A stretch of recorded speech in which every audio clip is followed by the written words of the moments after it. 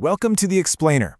So you know that feeling when you buy a brand new PlayStation or Xbox? You probably think you've made a straightforward choice, right? You think, hey, I just bought a sleek piece of modern entertainment tech for my living room. But as a business analyst looking at this, I see something completely different.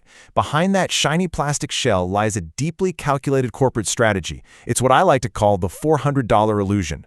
For over 20 years now, giants like Sony and Microsoft have literally been bleeding billions of dollars. They build these cutting-edge systems, pack them with custom chips, ship them worldwide, and then deliberately sell them to you at a massive financial loss. And I promise you, they aren't losing this money by accident.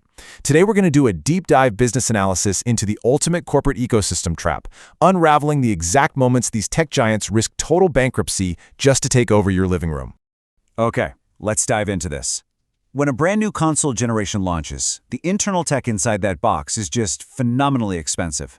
We're talking about high-speed solid-state drives, advanced graphics processing units, and custom motherboards. If Sony and Microsoft actually charged you the retail price for all those components, these machines would cost you well over $800. So how on earth do they get it to you for $400 or $500? Simple. They swallow the loss. They willingly lose $50 to $100 on every single console slid across the retail counter. But, and here's the kicker, the absolute second you get home and plug that machine into your wall, the trap snaps shut. To understand how they survive this massive upfront loss, we really have to look at a foundational economic trick known as the razor and blade model. You sell the primary product, in this case the razor, at a steep loss. Why? Well, because you're going to make all of your profit back and then some on the highly profitable complementary goods, the replacement blades. In the gaming industry, the physical console sitting under your television is nothing more than the razor. It's just the bait. The games, the subscriptions, and the digital storefronts, those are the blades.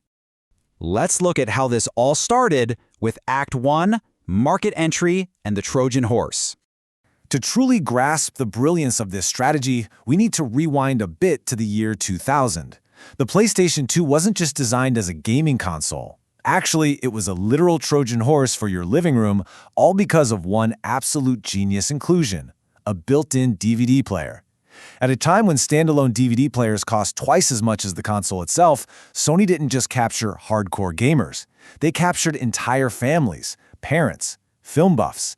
They captured the absolute center of the household. And across the ocean in Redmond, Washington, Bill Gates and Microsoft panicked. They looked at Sony's massive success and realized something truly terrifying. If Sony controlled the main television screen, they could eventually bypass the personal computer entirely. Microsoft knew they had to act, and fast. Now, what's really interesting about this slide is the sheer crushing dominance of Sony's initial strategy.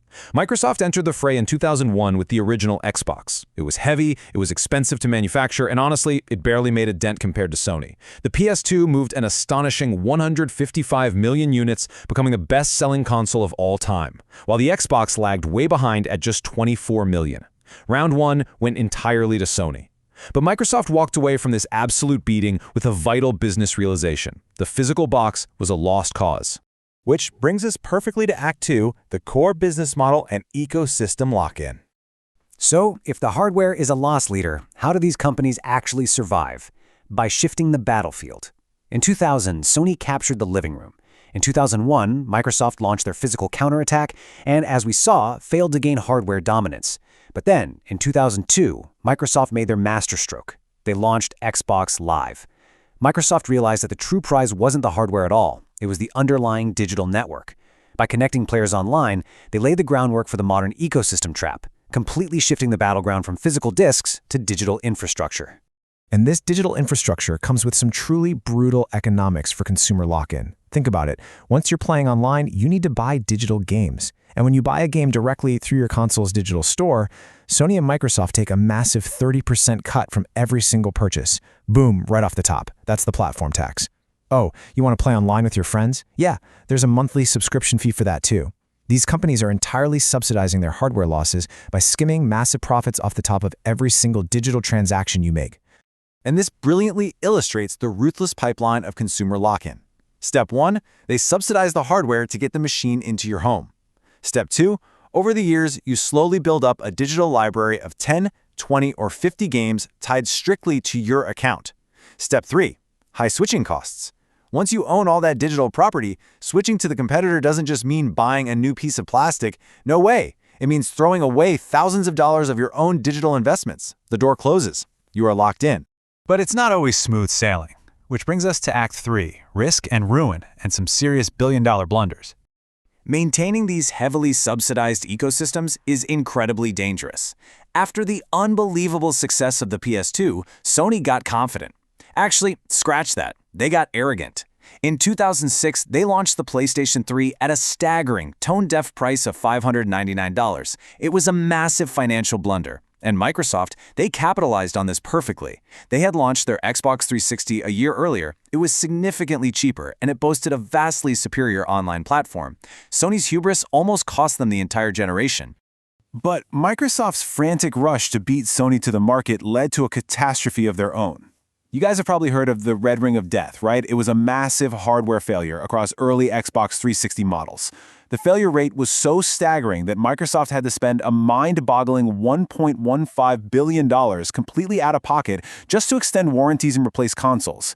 They absorbed this monumental financial hit for one single reason: to save their brand from total extinction. They knew that if they lost the consumer's trust, they lost the ecosystem forever.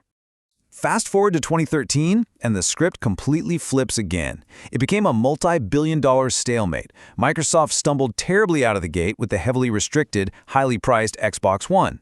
Meanwhile, Sony learned from their past mistakes, priced the PlayStation 4 super competitively, and absolutely swept the decade.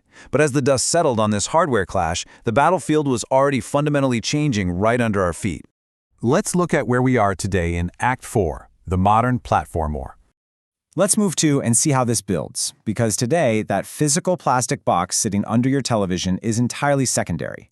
The modern war is over digital platform ownership, resulting in two radically different corporate strategies. Realizing they couldn't match Sony's pure console sales numbers, Microsoft pivoted hard. They abandoned the traditional model for scale and subscription, creating Xbox Game Pass, which is essentially the Netflix of gaming. Sony, on the defensive, doubled down on unmatched prestige. They produce Hollywood-level, mega-budget narrative experiences like God of War and Spider-Man. They want your loyalty by ensuring these undeniable masterpieces exist strictly inside their premium walled garden. To truly understand the financial scale of this modern platform war, just look at this number: $69 billion. To back their subscription strategy, Microsoft initiated an unprecedented corporate shopping spree. They spent that unbelievable amount to acquire Activision Blizzard. By taking control of global media juggernauts like Call of Duty, Microsoft isn't trying to sell you a console anymore. They are trying to ensure you have absolutely no choice but to subscribe to their massive digital scale, no matter what device you choose to play on. So what does this all mean? What is the core takeaway from all this business analysis? Well, for over 20 years, we've spent our time arguing across internet forums about frame rates, graphics processing power, and exclusive titles. We truly believed we were defending our favorite hardware brands. But in reality, the console wars never ended. They just evolved. We were really just choosing which multi-billion-dollar monthly subscription model we wanted to be locked into. Sony holds you with prestige storytelling. Microsoft traps you through sheer corporate scale. Which brings us to the ultimate question you have to ask yourself. Take a hard look at your own gaming habits. Which ecosystem currently owns your digital library? And if you wanted to walk away today, how much money would it actually cost for you to abandon it? Calculate your own financial trap, because I guarantee you these corporations already have. Thanks for joining me on this explainer. I hope this completely changes how you look at the economics sitting right there in your living room. Keep learning, and I'll see you next time.